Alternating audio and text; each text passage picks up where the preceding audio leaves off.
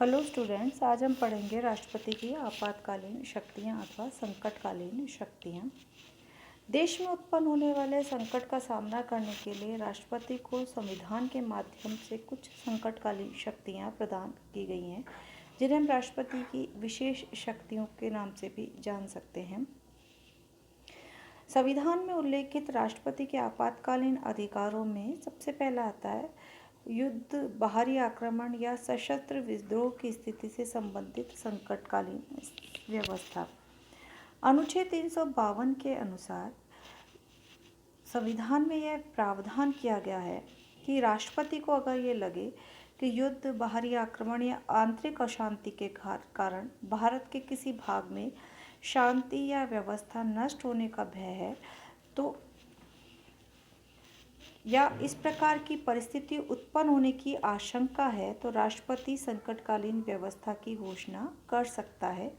संसद के स्वीकृति के बिना भी यह 2 माह तक लागू रहती है और संसद से स्वीकृत होने पर शासन इसे जब तक चाहे तब तक लागू रख सकता है। राष्ट्रपति की संकटकालीन शक्तियां जो संविधान के माध्यम से उसे प्रदान की गई थी, उनमें व्यापक संशोधन परिवर्तन जो है वो 44वें संवैधानिक संशोधन के द्वारा किया गया, जिसमें ये परिवर्तन किया गया कि आपातकाल, युद्ध, बाहरी आक्रमण जैसा संकट काल में जो अनुच्छेद 352 के तहत राष्ट्रपति को शक्तियाँ प्रदान की गई है, वह आंतरिक अशांति के नाम पर इन आपातकालीन प्रावधानों को लागू नहीं किया जा सकता। यानी अनुच्छेद 352 के अधीन राष्ट्रपति को जो आपातकालीन शक्तियां प्रदान की गई है, उसमें बाहरी युद्ध और आक्रमण से उत्पन्न आपातकाल में ही इन शक्तियों का प्रयोग किया जाएगा। आंतरिक अशांति के नाम पर इन शक्तियों का प्रयोग नहीं किया जा सकता। दूसरा प्रावधान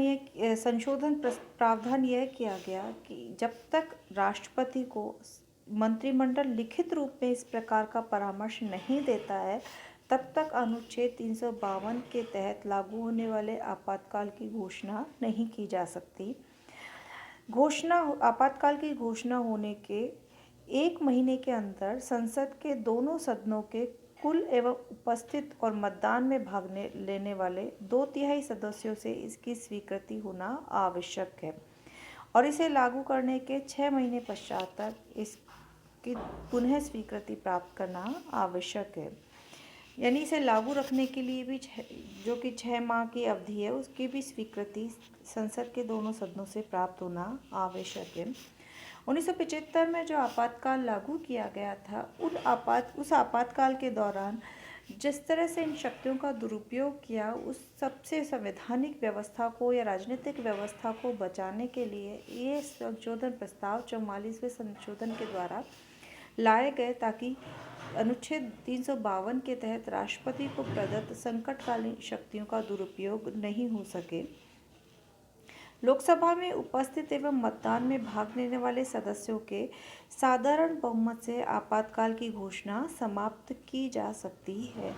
यानी आपातकाल की स्वीकृति के लिए उपस्थित और मतदान करने वाले सदस्यों के 2/3 बहुमत की आवश्यकता होती है, जबकि आपातकाल की समाप्ति के लिए लोकसभा के सामान्य बहुमत के द्वारा भी ये किया जा सकता है। अगला आता है राज्यों के संवैधानिक तंत्र के विफल होने से उत्पन्न संकटकालीन व्यवस्था।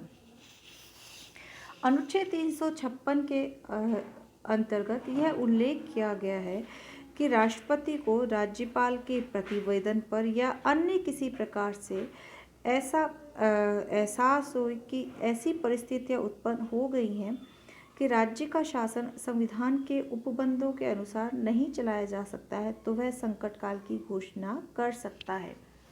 यानी अनुच्छेद 356 के अधीन राज्यों के संवैधानिक शासन को सुचारू रूप से चलाने के लिए राष्ट्रपति को यह अधिकार है कि अगर किसी भी तरह से राज्यों में शासन चलाना संभव नहीं है, तो सरकार को पदस्थ करके वहाँ का शासन जो है वो केंद्रीय सरकार के अधीन हो जाता है।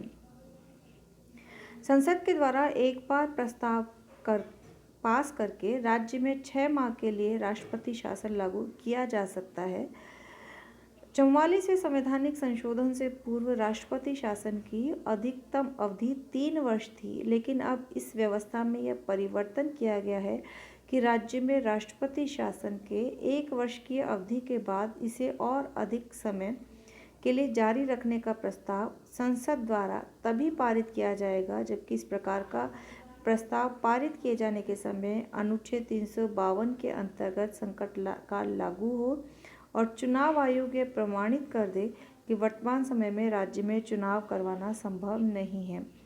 किसी भी परिस्थिति में 3 वर्ष के पश्चात राष्ट्रपति शासन लागू नहीं किया जा सकता है। इस परिस्थिति में राष्ट्रपति यह घोषणा करता है कि राज्य के कानून निर्माण की शक्ति का प्रयोग केंद्रीय संसद करेगी। राष्ट्रपति राज्यपाल सहित राज्य के किसी भी अधिकारी की शक्तियों को अपने हाथ में ले सकता है। भारत में राष्ट्रपति की आपातकालीन शक्तियों के रूप में इस शक्ति का प्रयोग सर्वाधिक हुआ है, क्योंकि जब राज्यों में और केंद्र में राजनीतिक दलों की विभिन्नता होती है तो ऐसी स्थिति के अंदर कितनी बार ही केंद्रीय सरकारों के द्वारा अपनी इन शक्तियों का भी दुरुपयोग किया गया है। अगला आता है वित्तीय संकट। अनुच्छेद 360 के अनुसार जब राष्ट्रपति को यह विश्वास हो जाए कि ऐसी परिस्थितियां उत्पन्न हो गई हैं जिनसे भारत के वित्तीय स्थायित्व या साख को खतरा है तो वे वित्तीय संकट की घोषणा कर सकता है। ऐसी घोषणा के लिए अवधि निर्धारित है जो प्रथम प्रकार के संकट की घोषणा के लिए है। इस संकट की अवधि में राष्ट्रपति को अधिकार है कि वह आर्थिक दृष्टिकोण से किसी भी राज्य सरकार को आदेश दे सकता है। वर्तमान तक भी भारत में अभी तक वित्तीय संकट काल की स्थिति उत्पन्न नहीं हुई है।